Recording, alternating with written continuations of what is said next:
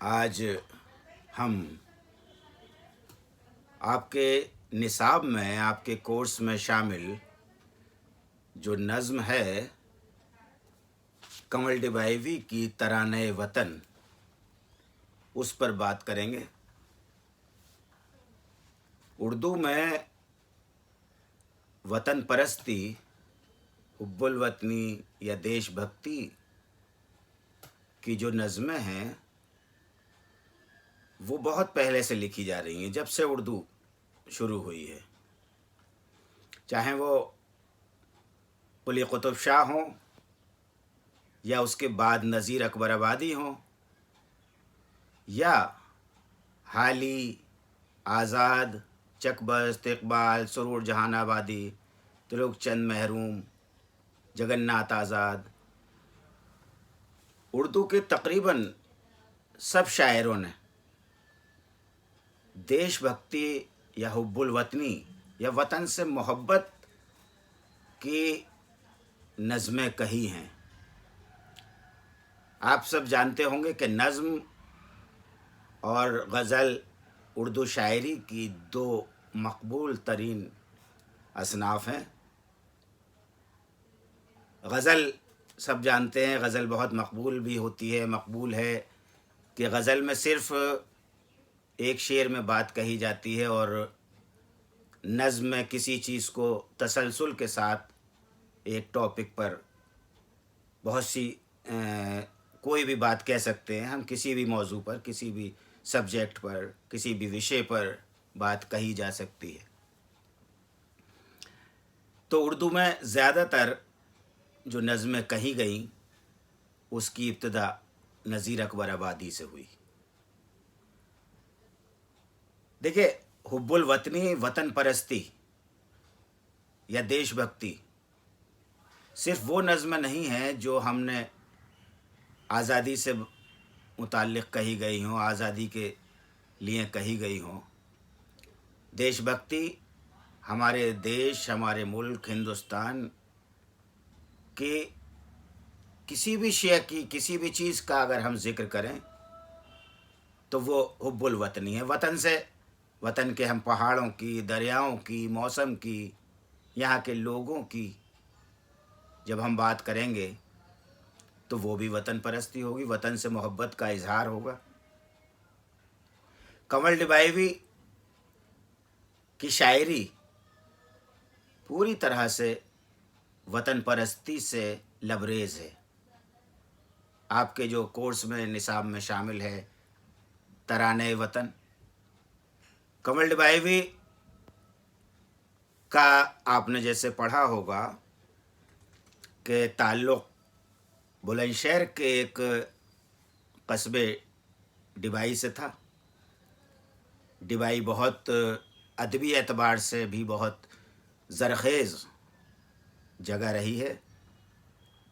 بڑے بڑے اردو کے نامور شاعر اور افسانہ نگار یہاں پیدا ہوئے۔ بہت زرخیز علاقہ ہے، گنگا کے کنارے ہے، تو ظاہر ہے کہ جب گنگا کے کنارے ہے تو گنگا کی لہروں کے ساتھ جو محبت کی آواز آتی ہے وہ وہاں کے رہنے والوں کے اندر تو آ ہی جائے گی۔ وہ گنگا جمنی تہذیب جو وہاں کے رہنے والوں کے آس پاس سب جگہ موجود ہے۔ کنول ڈبائیوی کا اصلی نام قاضی شمس الحسن تھا۔ وہ ایک ذمہ دار خاندان سے تھے، لیکن انہوں نے اپنی ذمہ داری کو چھوڑ کر وطن کی محبت میں اپنے آپ کو وقف کر دیا۔ 1919 میں پیدا ہوئے اور بچپن ڈبائی کے قصبے وہیں پر گزارا۔ ابتدائی تعلیم بھی ان کی وہیں پر ہوئی، کبیر انٹر کالج میں، وہاں پر جو کالج ہے، بلکہ ابتدائی تعلیم وہیں پر ہوئی۔ اور اتفاق یہ ہے کہ آگے چل کر انہوں نے اسی کالج میں استاد کی حیثیت سے ان کا تقرر ہوا اور درس و تدریس سے وابستہ ہوئے، وہیں سے سبکدوش ہوئے، ملازمت وہیں کی۔ یہ خوش قسمتی کی بات ہوتی ہے عام طور پر کسی شخص کے لیے کہ وہ جس اسکول یا کالج میں تعلیم حاصل کرے اور وہیں اس کی ملازمت کا سلسلہ بھی ہو جائے، تو ایک جو رشتہ ہوتا ہے اسکول سے اور کالج سے یا کسی یونیورسٹی سے، وہ زندگی بھر قائم رہتا ہے۔ کمل بھائی جس زمانے میں تھے یا انہوں نے جوانی کی دہلیز میں قدم رکھا، وہ ہمارے ملک میں ایک ایسا زمانہ تھا جب آزادی کی جنگ لڑی جا رہی تھی۔ آزادی کی جنگ گاندھی جی اور دوسرے جو مجاہدین آزادی تھے ان کی سرپرستی میں بالکل شباب پر تھی۔ ظاہر ہے کہ اس عہد میں جو لوگ موجود تھے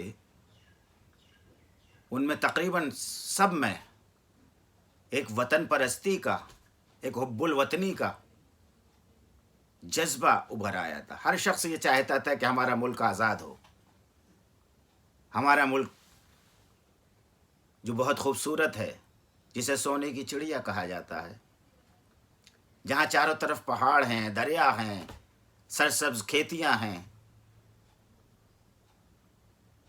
اسے ایک غیر قوم نے اس پر غاصب ہو گئی ہے، اس پہ قبضہ کر لیا ہے، اس سے آزادی چاہتے تھے۔ نوجوانی کا عالم تھا۔ کمل بھائی بھی اس تحریک میں شریک ہو گئے اور اس تحریک میں شریک ہو کر وہ یہ سمجھیے کہ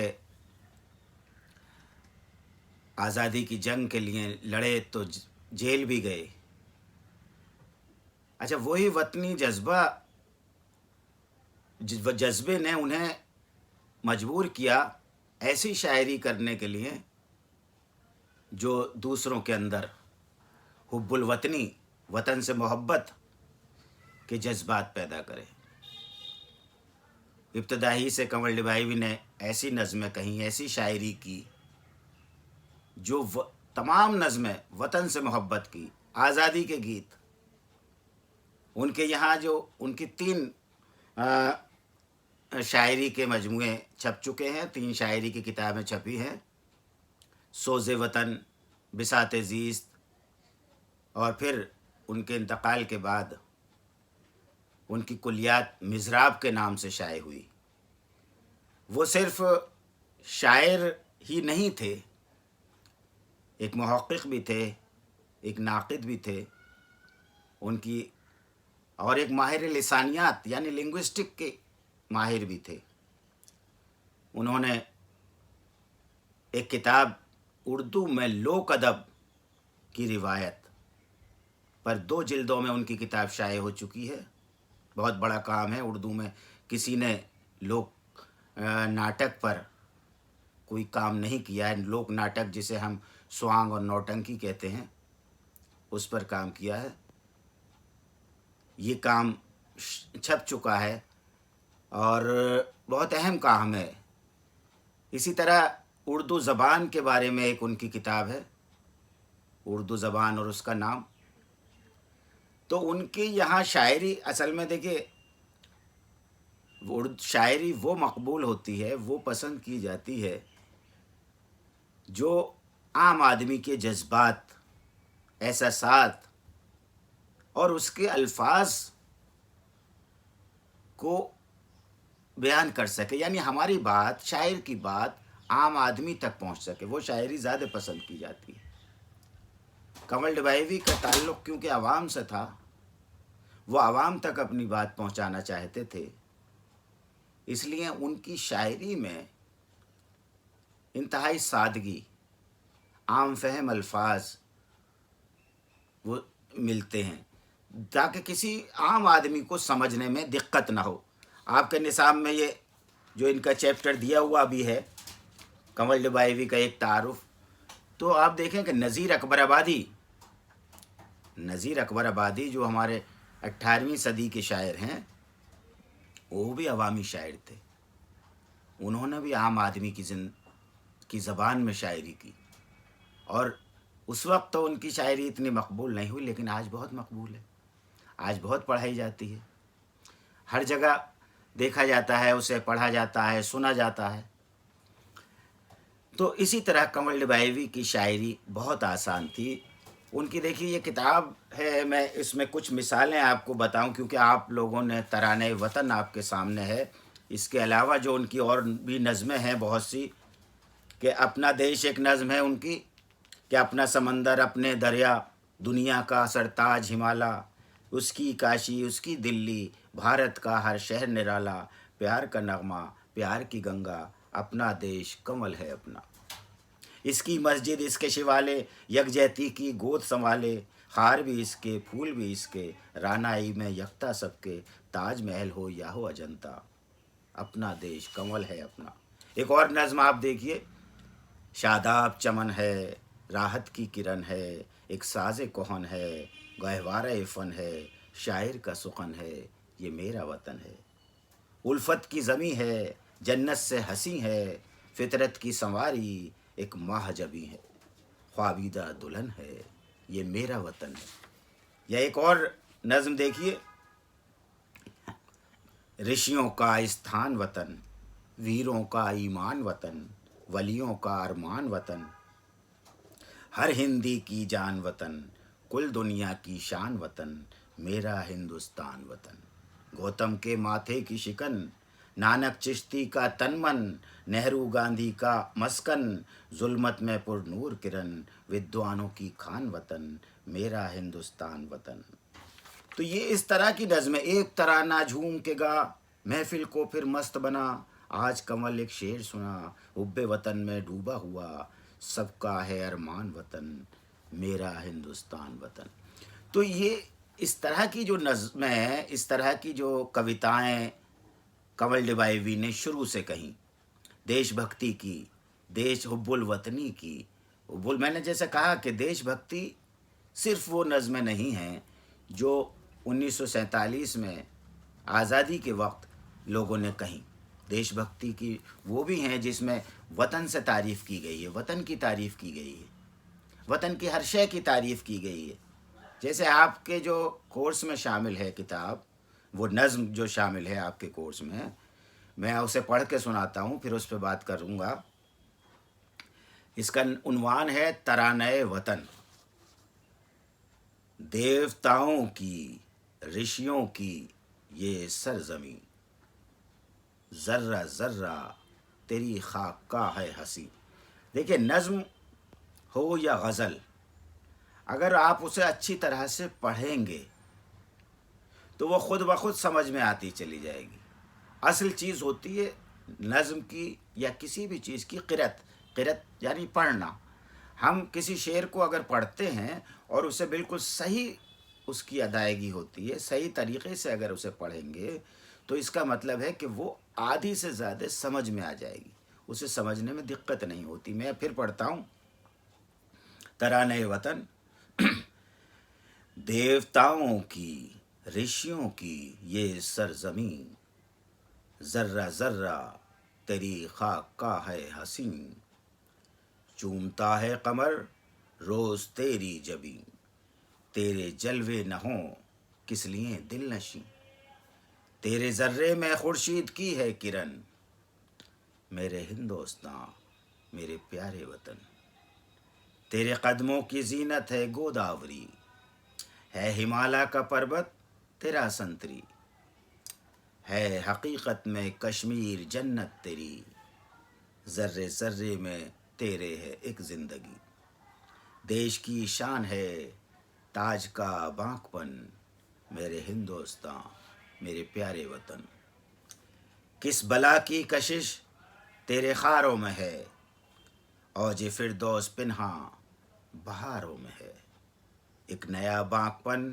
کوہساروں میں ہے، دلکشی کس قدر چاند تاروں میں ہے زمانے سے اعلیٰ تیری انجمن، میرے ہندوستاں میرے پیارے وطن، سب کو الفت کے مرکز پہ لاؤں گا میں، ایکتا کا دیا پھر جلاؤں گا میں، اپنے ہاتھوں وطن کو سجاؤں گا میں، پریم کے گیت ہر وقت گاؤں گا میں، اس طرح کا بناؤں گا میں سنگٹھن، میرے ہندوستان میرے پیارے وطن، خون سے اپنے دوں گا تجھے زندگی، تیرے پھولوں کو دوں گا نرالی خوشی، ذرے ذرے کو بخشوں گا میں روشنی، سب کو ایسی سناؤں گا میں راگنی، شانتی کی بہاؤں گا گنگو جمن، میرے ہندوستان میرے پیارے وطن۔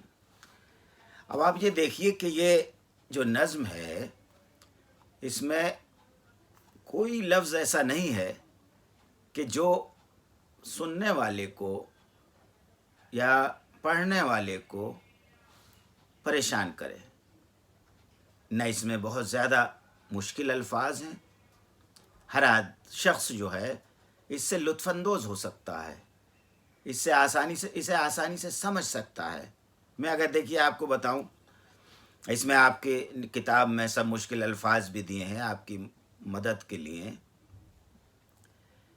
دیوتاؤں کی، رشیوں کی یہ سرزمین ہم اپنے ملک کو کہہ رہے ہیں، ہماری یہ زمین جو ہے یہ ہماری دیوتاؤں کی، یعنی بڑے بڑے دیوتا، رشی منی، رشیوں یعنی سادھوؤں، سنتوں، فقیروں، درویشوں کی زمین ہے یہ۔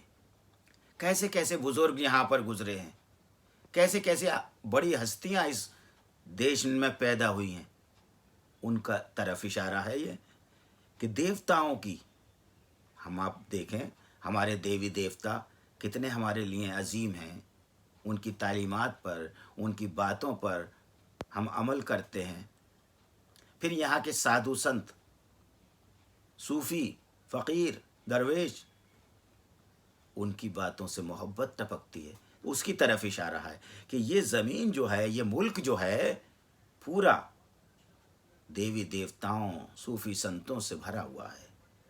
ذرہ ذرہ تیری خاک کا ہے ہنسی، یعنی اس ملک کے، میرے ہندوستان کے ایک ایک ذرے سے خوبصورتی چمکتی ہے، خوبصورتی دکھائی دیتی ہے، ہر ذرہ یہاں چمکتا ہوا دکھائی دیتا ہے، حسین ہے، اس میں کوئی مشکل لفظ نہیں ہے۔ یعنی اپنی خاک کو دیکھیے، ہر شخص کو اپنے وطن کی خاک بھی عزیز ہوتی ہے، خوبصورت لگتی ہے۔ جب کوئی شخص دور سے، ملک سے دور رہ کر وطن واپس آتا ہے تو وہ اپنے خاک کو چومتا ہے، سجدہ کرتا ہے۔ تو شاعر یہاں پر اپنی مٹی کی تعریف کر رہا ہے، اپنے زمین ملک کی خاک کی تعریف کر رہا ہے، یوں کہہ رہا ہے کہ یہ تو بہت حسین ہے، ایک ایک ذرہ یہاں کا جو ہے مجھے خوبصورت نظر آ رہا ہے۔ چومتا ہے قمر روز تیری جبیں، قمر چاند کو کہتے ہیں، جبیں ماتھے کو کہتے ہیں، پیشانی۔ روزانہ شاعر کا آپ یہ تصور دیکھیے آپ کہ چومتا ہے قمر روز تیری جبیں، یعنی چاند جو ہے، یہ آفتاب، مہتاب جو ہے، یہ روزانہ تجھے سجدہ کرتا ہے۔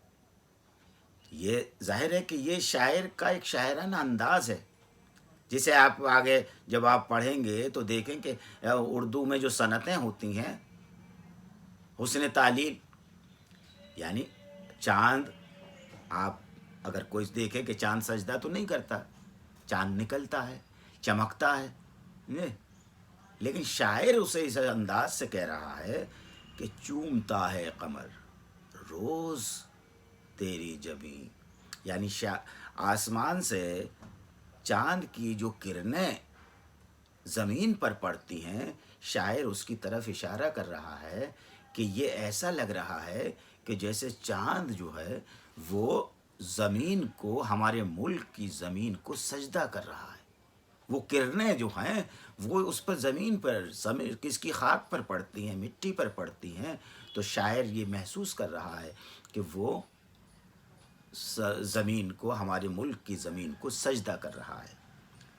تیرے جلوے نہ ہوں کس لیے دل نشیں، اسی لیے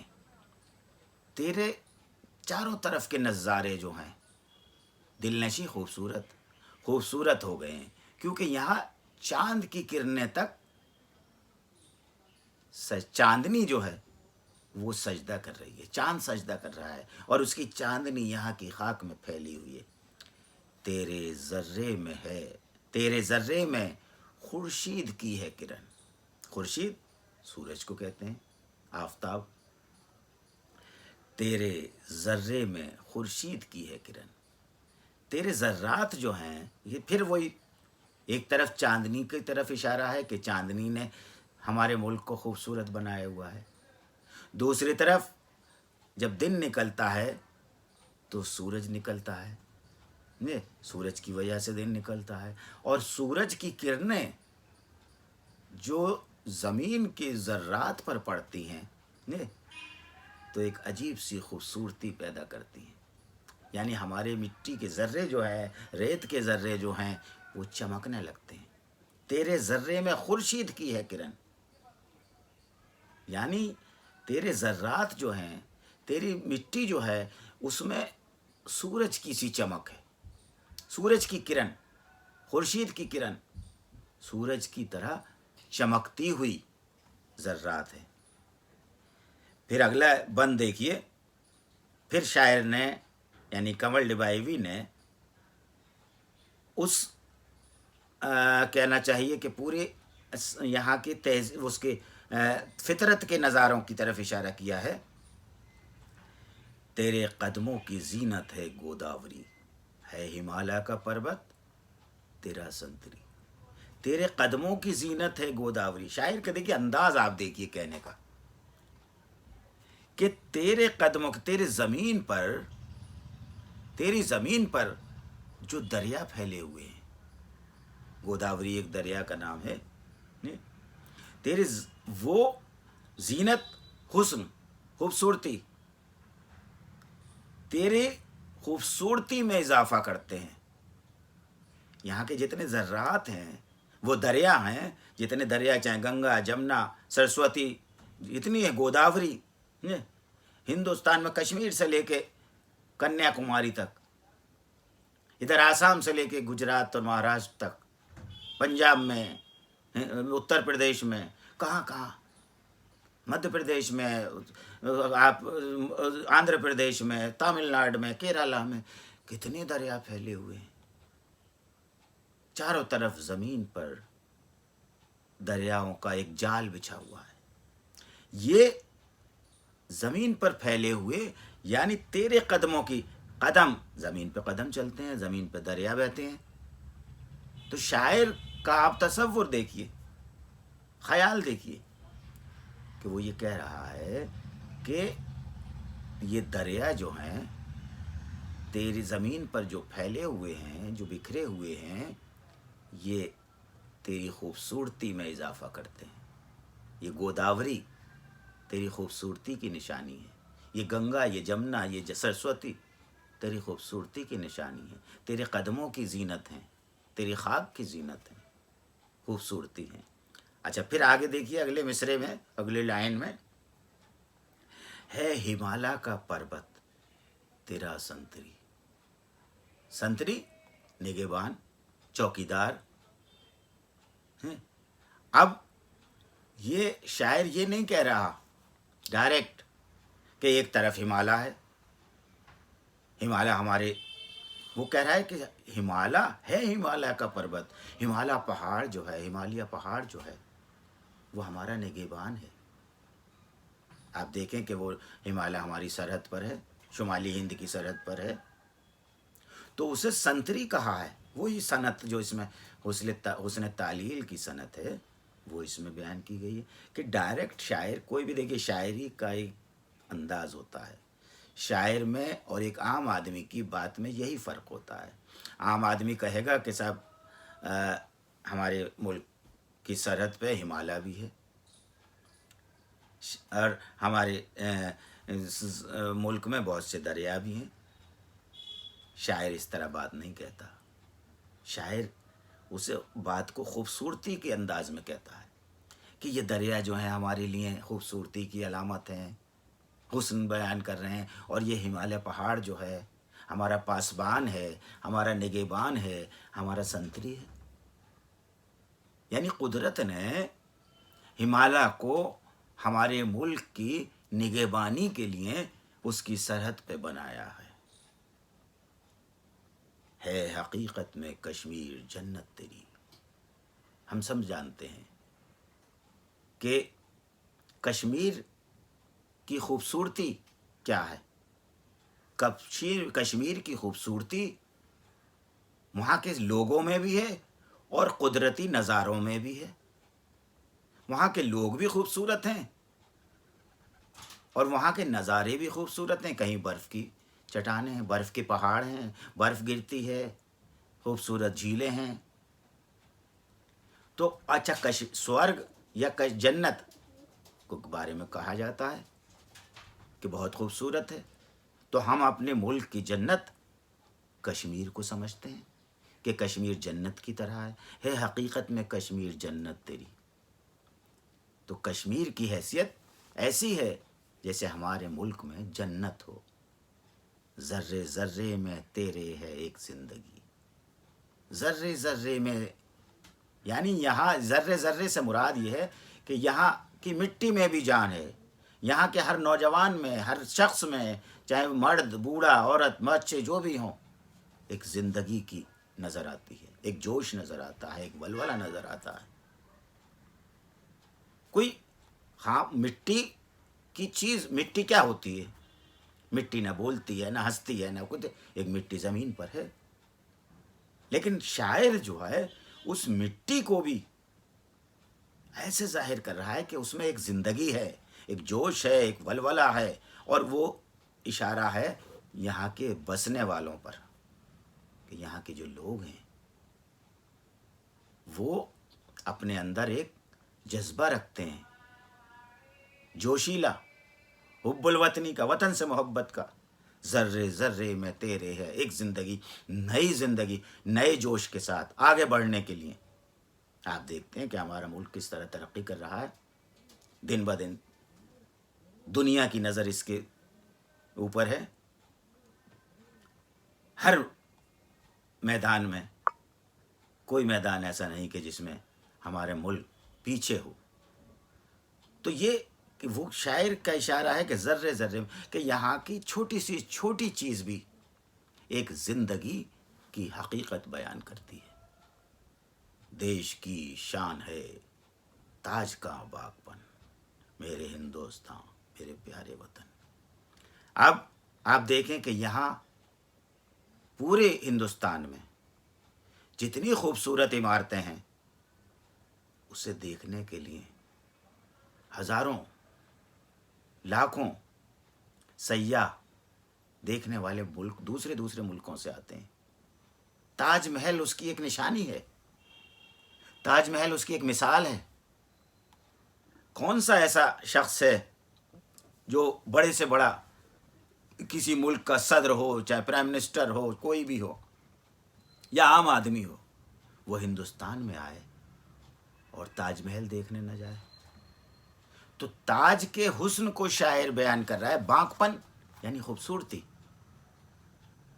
باغپن کسی کے نوجوان کے لیے کہتے ہیں کہ کیا باقا شخص ہے. یہاں شاعر نوجوان کی، نوجوان دوشیزہ ہو چاہے وہ مرد ہو، اسے کہہ رہے ہیں کہ وہ کتنا خوبصورت لگتا ہے. تاج بھی اس دوشیزہ کی طرح خوبصورت لگتا ہے. اس کا باغپن ہر ایک کو متاثر کرتا ہے. تاج محل کہ یہ دیش کی شان ہے، یعنی ہمارے ملک کی تاج محل ایک عزت ہے، وقار ہے، جس کی وجہ سے ہمارا ملک اور بھی زیادہ خوبصورت لگنے لگا ہے. میرے ہندوستان میرے پیارے وطن. ایک اور بند آگے دیکھیے. کس بلا کی کشش تیرے خاروں میں ہے. خار کیسے کہتے ہیں؟ کانٹوں کو. دیکھیے اپنی جو چیز ہوتی ہے وہ ہر ایک کو پیاری ہوتی ہے، وہ کوئی بھی ہو، کچھ بھی ہو. تو یہ کس کشش اٹریکشن، شاعر کہتا ہے کس بلا کی، یعنی کتنی زیادہ بلا، مطلب بلا وہ نہیں جو کہ وہ بری اس میں، کس بلا کی، بلا مطلب بہت زیادہ، کس بلا کی، کس بلا کی کشش تیرے خاروں میں ہے، یعنی کتنی شاعر کا آپ خیال دیکھیے، تصور دیکھیے کہ وہ یہاں کے کانٹوں کو بھی خوبصورت بتا رہا ہے۔ یہ شاعر کی وطن سے محبت کی دلیل ہے، ثبوت ہے کہ شاعر یہاں کی مٹی کے ذرات کو بھی محبت سے دیکھتا ہے، یہاں کے کانٹوں کو بھی خوبصورت بتاتا ہے، یہاں کے دریاؤں کو، پہاڑوں کو بھی خوبصورت بتاتا ہے۔ تو آپ یہ دیکھیں کہ کس بلا کی کشش تیرے خاروں میں ہے، یعنی تیرے کانٹوں میں بھی ایک اٹریکشن ہے، ایک کشش ہے، ایک ایسا جذبہ ہے، ایک ایسی سندرتا ہے، خوبصورتی ہے کہ وہ کانٹے کانٹے نہیں معلوم ہوتے۔ اوج فردوس پنہاں بہاروں میں ہے۔ اوج کہتے ہیں بلندی، فردوس کہتے ہیں جنت کا سب سے بلند مقام، پنہا کہتے ہیں پوشیدہ۔ یا وہ شاعر اب یہاں موسموں کا ذکر کرتا ہے، بہار کا موسم، اوج فردوس پنہاں بہاروں میں ہے، یہاں کی بہاریں جب آتی ہیں، بہار کا موسم جب آتا ہے تو وہ منظر ہوتا ہے، وہ نظارہ ہوتا ہے جو فردوس میں ہوتا ہے، جنت کے اعلیٰ مقام پہ ہوتا ہے، اس بلندی تک پہنچ جاتا ہے۔ اوج فردوس پنہا بہاروں میں ہے، یہاں کے بہاروں میں جنت کی خوبصورتی، جنت کا نظارہ جو سب سے اعلیٰ مقام ہے وہ پوشیدہ ہے، وہ چھپا ہوا ہے۔ یہ سب دیکھیے، چیز کو، کسی بھی شے کو، منظر کو، یا کسی بھی اسے دیکھنے کا نظریہ ہوتا ہے۔ ایک شخص گلاب کا پھول اسے اچھا لگتا ہے، ایک کو اچھا نہیں لگتا۔ ایک شخص کو وطن اچھا لگتا ہے، وطن اچھا نہیں لگتا۔ ایک کو کالا رنگ اچھا لگتا ہے، نہیں، دوسرے کو نہیں لگتا۔ لال رنگ کسی کو اچھا لگتا ہے، کسی کو نہیں لگتا۔ شاعر کو یہاں بہار کا موسم بھی ایسا لگ رہا ہے جیسے جنت کا نظارہ ہو۔ فردوس جو جنت کا اعلیٰ مقام ہے، سب سے بلند مقام ہے، وہ اس بہار کے موسم میں آ گیا ہو۔ پھر ایک نیا باغپن کوہساروں میں ہے، کوہساروں میں پھر وہی بات آ گئی، ایک نیا باغپن کوہساروں میں ہے کہ یہاں کے دیکھیے وہ صرف کشمیر میں یا ہمالیہ یا اور دوسری جگہ پہاڑ نہیں ہیں، پہاڑ یہاں پورے ملک میں ہیں۔ تو یہاں کے کوہسار پہاڑوں میں بھی ایک خوبصورتی ہے، ایک نیا باغپن۔ شاعر پہاڑوں کو بھی خوبصورت کہہ رہا ہے، جیسے پچھلے بند میں کہا تھا کہ ہے ہمالیہ کا پربت تیرا سنتری، وہاں ہمالیہ کی خوبصورتی اس طرح بیان نہیں کی کہ باغپن یا بہت خوبصورت ہے، وہاں کہا اسے، ہمالیہ کو کہا کہ وہ ہمارا پاسبان ہے، نگہبان ہے۔ یہاں پہاڑوں کی خوبصورتی کی طرف اشارہ ہے اس میں کہ ایک نیا باغپن، کہ ایک نئی طرح کی خوبصورتی ہمارے پہاڑوں میں نظر آتی ہے۔ یہ ہے وہی پہاڑ، سب جگہ کے، ہر ملک کے دریا خوبصورت ہوتے ہیں، ہر ملک کے پہاڑ خوبصورت ہوتے ہیں، لیکن شاعر اپنی چیز کی تعریف کرے گا، اپنی چیز کو، اپنے ملک کو۔ دیکھیے ہم ہندوستان کے رہنے والے ہیں، ہم دوسرے ملک کو اپنے ملک کی خوبصورتی پر ترجیح نہیں دیں گے، ہم اپنے ملک کو سب سے زیادہ خوبصورت کہیں گے۔ جیسے کسی ماں سے اگر پوچھا جائے، چاہے کتنے ہی حسین بچے اس کے سامنے موجود ہوں، اور اس کا بچہ اگر بدصورت بھی ہوگا تو وہ اپنے ہی بچے کو خوبصورت کہے گی۔ تو ہم اپنے ہی ملک کی پہاڑوں کو، دریاؤں کو خوبصورت بتائیں گے۔ دلکشی کس قدر چاند تاروں میں ہے. دلکشی یعنی ہمارے کے ملک کے اوپر جو چاند تارے چمکتے ہیں اس کی وجہ سے ہمارا ملک ایک دلکش خوبصورت بن گیا ہے. ہمارے ملک کی خوبصورتی اور حسن میں ان چاند تاروں کا بھی حصہ ہے. دلکشی، خوبصورتی، کس قدر، کتنی زیادہ خوبصورتی ہے یہ آسمان پہ نکلے ہوئے چاند تاروں کی، جو ہمارے ملک میں اور کی خوبصورتی میں اور اضافہ کر رہے ہیں. ہے زمانے سے اعلیٰ تیری انجمن. ہے زمانے، جو بات میں نے ابھی پہلے کہی تھی کہ زمانہ مطلب دنیا، پوری دنیا سے اعلیٰ، اچھا، بڑا. انجمن محفل، یعنی ہمارے ملک کی محفل، انجمن، ہمارے ملک کی زندگی، یہاں کی آب و ہوا، یہاں کا تہذیب، یہاں کا ماحول تمام دنیا سے بہتر ہے، سب سے اچھا ہے. جو اقبال نے کہا تھا کہ سارے جہاں سے اچھا ہندوستان ہمارا، وہی بات ہے زمانے سے اعلیٰ تیری انجمن. یہ ملک کے لیے کہہ رہے ہیں کہ اے ملک، تو پوری دنیا سے خوبصورت ہے، پوری دنیا سے زیادہ حسین ہے. تیری محفل، تیری تہذیب، تیری زبان، سب چیز اس میں آ جاتی ہے، وہ سب سے زیادہ خوبصورت ہے. ہم اپنے ملک کو کی خوبصورتی دل سے محسوس کرتے ہیں، آنکھوں میں جذب کرتے ہیں. ہے زمانے سے اعلیٰ تیری انجمن، میرے ہندوستان، میرے پیارے وطن. پھر آگے دیکھیے، سب کو الفت کے مرکز پہ لاؤں گا میں، ایکتا کا دیا پھر جلاؤں گا میں. اب شاعر دوسری طرف رخ کرتا ہے. اب تک دیکھیے شاعر نے اپنے ملک کی ہر چیز کی تعریف کی، یعنی اس کی یہاں کے فطرت کے نظاروں کی، قدرتی مناظر کی، چاند تاروں کی، جو کچھ یہاں پر ہے، ملک کی تعریف کی، یہاں دریاؤں کی، پہاڑوں کی.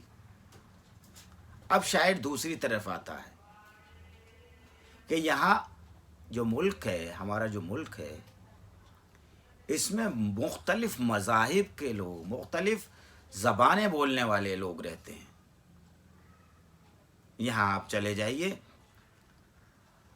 کشمیر میں کوئی دوسری بولی بولی جائے گی، پنجاب میں دوسری بولی بولی جاتی ہے، اتر پردیش الگ، ہریانہ، مہاراشٹر، مدھیہ پردیش، راجستھان، تمل ناڈو تک، کیرالہ تک، پھر آسام، کتنے صوبے ہیں یہاں پر، کتنی تہذیبیں ہیں یہاں، کتنے مذہب ہیں، کتنے مذہب کے لوگ ہیں. سب کو الفت کے مرکز پہ لاؤں گا میں. مرکز یعنی ایک سینٹر، ایک مقام. الفت، محبت. شاعر اپنی طرف سے کہہ رہا ہے، اپنی کوشش کر رہا ہے کہ میں کوشش کروں گا کہ سب مذاہب کے لوگ، سب الگ الگ زبانیں بولنے والے لوگ، سب الگ الگ تہذیبوں کو اختیار کیے ہوئے لوگ ایک سینٹر پہ آ جائیں، ایک مقام پر آ جائیں، سب کے اندر محبت پیدا ہو. وہ کہیں کچھ بھی، کوئی بھی مذہب رکھتے ہوں، کوئی بھی زبان بولتے ہوں، کسی بھی تہذیب کو اپنائے ہوئے ہوں، لیکن وہ یہ سمجھیں کہ ہم سب سے پہلے ہندوستانی ہیں. ہمارا مقصد صرف اپنے وطن سے محبت ہے. بعد میں ہندو، مسلمان، سکھ، عیسائی، بدھ، جین، پارسی ہیں، لیکن صرف ایک کو کہ ہم پہلے ہندوستانی ہیں. شاعر یہی کہنا چاہ رہا ہے کہ سب کو الفت کے مرکز پہ، محبت کے رشتے میں باندھوں گا. اور محبت کا رشتہ سب سے مضبوط رشتہ ہوتا ہے. تو شاعر کا ایک یہ ارادہ ہے، خیال ہے، ایکتا کا دیا پھر جلاؤں گا میں. ایکتا ہندی کا لفظ ہے، شاعر اپنے عام فہم اپنے بولتا ہے سب. ایکتا دیا ہندی کا لفظ ہے، اس میں کوئی مشکل لفظ ہے. اردو میں فراغ دلی سے بہت بہت اس سے ہر زبان کے لفظوں کو اختیار کیا ہے. یہ بالکل اس میں وہ نہیں ہے کہ کون سی زبان کا لفظ ہے، جو بیان میں اچھا لگتا ہے. اردو تو بنی ہی مختلف زبانوں کو ایک جگہ ملانے سے ہے. تو اب آپ ایکتا کا دیا پھر جلاؤں گا میں، یعنی قومی یکجہتی. شاعر اب یہ ایکتا کا دیا بظاہر آپ دیکھیں کہ بھئی یہ شاعر کچھ دوسرے الفاظ، وہی جو میں نے پہلے بات کہی کہ پہاڑ ہمالیہ جو ہے سنتری ہے، اسی طرح یہاں ایکتا کا دیا، یعنی وہ شاعر کہنا یہ چاہ رہا ہے کہ میں قومی یکجہتی کا، اتحاد کا، محبت کا چراغ روشن کروں گا. وہ چراغ جس میں سب ایک ہوں، ایک جگہ ہوں، سمجھ رہے ہیں آپ؟ یہ ایک تاکہ دیا پھر جلاؤں گا. اگر نفرتیں ہیں تو وہ ختم ہو جائیں، کسی میں شکایتیں ہیں، گلے ہیں، شکوے ہیں، وہ ختم ہو جائیں اور سب ایک ہو جائیں، ایک خاندان کی طرح، ایک کنبے کی طرح. شاعر کا یہ تصور ہے، شاعر کا یہ تخیل ہے، اس کی خواہش ہے کہ ہم جو سب ہندوستانی ہیں، ہمارے لباس الگ ہیں، زبان الگ ہے، تہذیب الگ ہے، لیکن سب سے پہلے تو ہم ہندوستانی ہیں.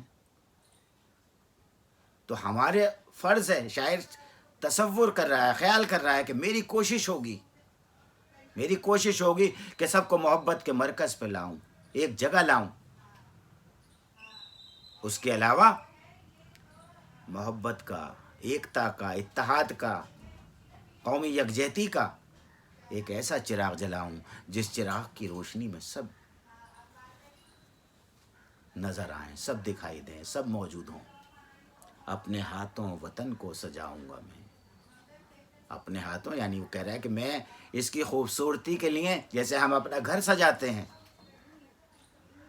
اسی طرح اپنے وطن کو سجائیں گے. دیکھیے اگر ہم اس وطن کو، ہندوستان کو اپنا گھر سمجھنے لگیں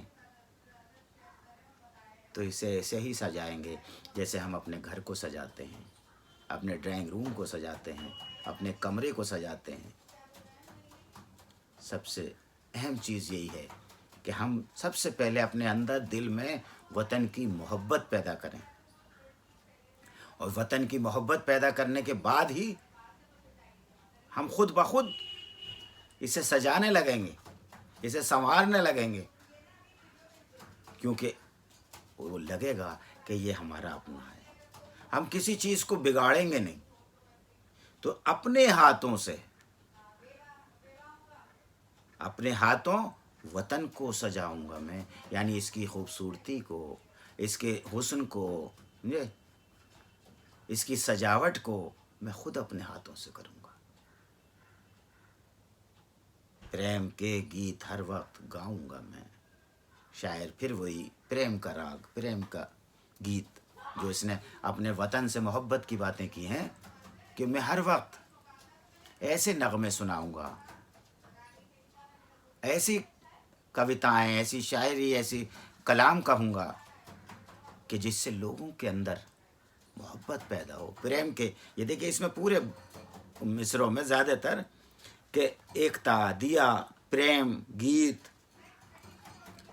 یہ سب ہندی کے لفظ ہیں جو گیت کی بھاشا میں، گیت کی زبان میں اچھے لگتے ہیں، عام فہم ہے. ہر اردو والا، ہندی والا سمجھتا ہے اسے، ہر ہندوستانی سمجھتا ہے. تو شاعر اپنی شاعری میں، اپنے کلام میں خوبصورتی پیدا کرنے کے لیے ایسے الفاظ کا استعمال کرتا ہے. پریم کے گیت ہر وقت گاؤں گا میں. ایک چیز دیکھیے یہ ہے کہ بار بار ایک چیز کو آپ دہرائیں تو لوگ پھر اسے مان لیتے ہیں. ہم اپنے بچوں کو نصیحت کرتے ہیں، بار بار کہتے ہیں نہیں بیٹا یہ اچھی ہے، نہیں بیٹا یہ اچھی ہے، یہ اچھی ہے، یہ اچھی، بار بار وہ پھر یقین کر لیتا واقعی یہ اچھی ہوگی.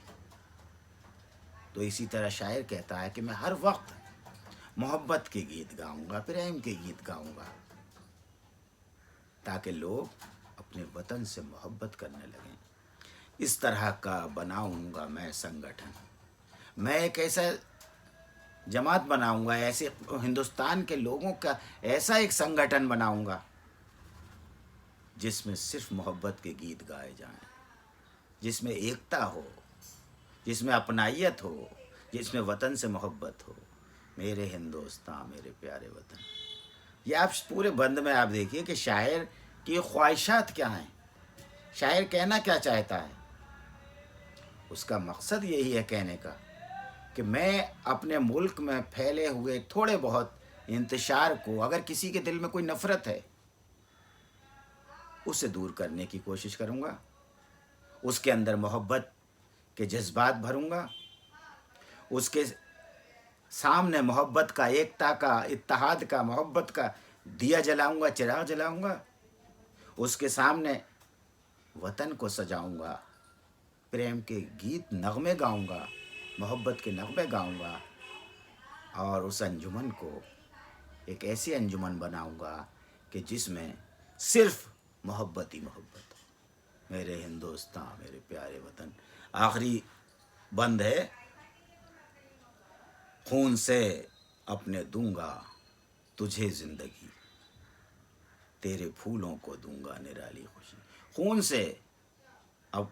خون سے اپنے دوں گا تجھے زندگی. دیکھیے تجھے وطن سے کہہ رہا ہے شاعر، اپنے ہندوستان سے کہہ رہا ہے شاعر کہ اگر مجھے اس کے لیے اپنی قربانی دینی پڑی، اپنی جان بھی دینی پڑی، خون بھی دینا پڑا، تو میں پیچھے نہیں ہٹوں گا. اپنی قربانی دے کر میں اس وطن کی ایکتا کو، اکھنڈتا کو، اس کی محبت کو، اتحاد کو قائم رکھنے کی کوشش کروں گا. تو دیکھیے یہ شاعر ہر طرح کی قربانی کے لیے تیار ہے. خون سے اپنے دوں گا تجھے زندگی، تجھے زندہ رکھنے کے لیے، تجھے باقی رکھنے کے لیے میں اپنی زندگی کی قربانی دوں گا، اپنا خون دوں گا تجھے. تیرے پھولوں کو دوں گا نرالی خوشی، تاکہ تیرے پھولوں پر تیرے پھول مرجھا نہ پائیں، تیرے پھولوں ہمیشہ سدا بہار رہیں، کھلتے رہیں، تیرے پھول کھلے رہیں، تیرے چاروں طرف ہریالی رہے، خوشحالی رہے. اس کے لیے میں اپنی قربانی دوں گا. ذرے ذرے کو بخشوں گا میں روشنی.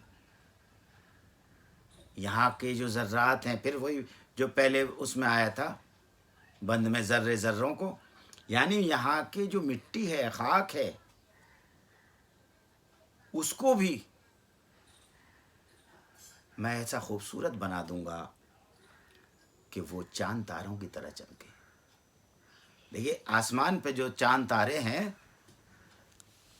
جو اب نئی سب جانتے ہیں کہ وہ بھی مٹی ہے، وہ بھی پہاڑ ہیں یا پتھر ہیں، لیکن ان کی چمک سے روشنی پیدا ہوتی ہے.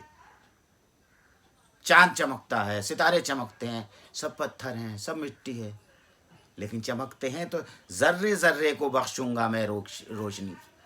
شاعر کہہ رہا ہے کہ میں بھی اسی طرح جیسے چاند تارے چمکتے ہیں، میں اپنے یہاں کے، اپنے ملک کے ذرات کو روشنی بخشوں گا، روشنی دوں گا.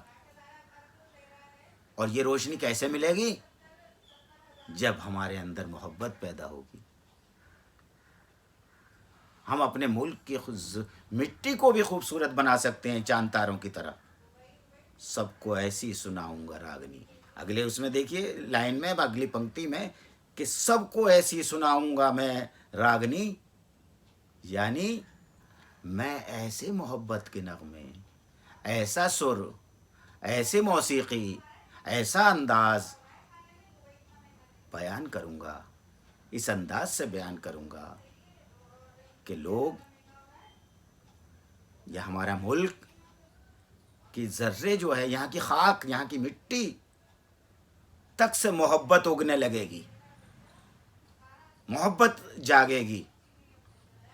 یہ شاعر کا دیکھیے آپ تصور کہ ذرے ذرے سے، جو آپ نے سنا ہوگا کہ تانسین جب گاتے تھے تو چراغ جل جاتے تھے۔ موسیقی میں اتنا قوت ہوتی ہے کہ ہرن چلے آتے ہیں، پرندے چلے آتے ہیں۔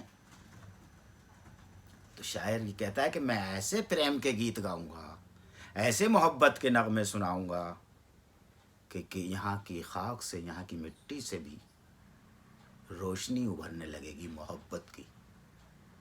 شانتی کی بہاؤں گا گنگ و جمن، میرے ہندوستان، میرے پیارے وطن۔ شاعر پھر آخر میں شانتی کی بہاؤں گا گنگ و جمن، امن کی، بھائی چارے کی، گنگا جمنا، گنگ و جمن سے مراد دریا، امن کے دریا پورے ملک میں بہا دوں گا۔ میرے نغمے سن کر، میری شاعری سن کر، یہ شاعر کا اپنا تصور ہے، وطن سے محبت ہے، کہ وہ یہ کہنا چاہ رہا ہے کہ میں اپنے ملک میں ایسے نغمے گاؤں گا، ایسی شاعری کروں گا کہ ہر چیز جو ہے وہ محبت کے نغمے گانے لگے۔